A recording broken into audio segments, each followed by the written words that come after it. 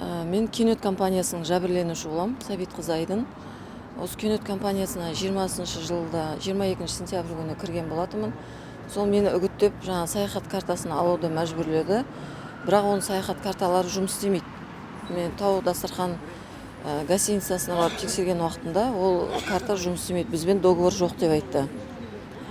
Енді қазіргі таңда біз осында сот процесі болып жатыр. Бізде 51 жәбірленуші бар. Басқа өңірлерде мысалға бізде ең бірінші чат ашылды. Жаңа Қостанай, Астана, Алматы, Чимгент өңірлерінен чат ашылды да, бізді қосты. Осындай Кенет компаниясының жаңағы үгіттеушілеріне қатысты арыз жазамыз деп. Содан 24 жылы біз март или апрель айында біз арыз жазып бастадық. Айыпталушылар бізді өздерінің қымбат көліктерімен, жаңағы бизнес-класс үйлерімен қызықтырды. Осындай дәрежеге жетесіңдер деп.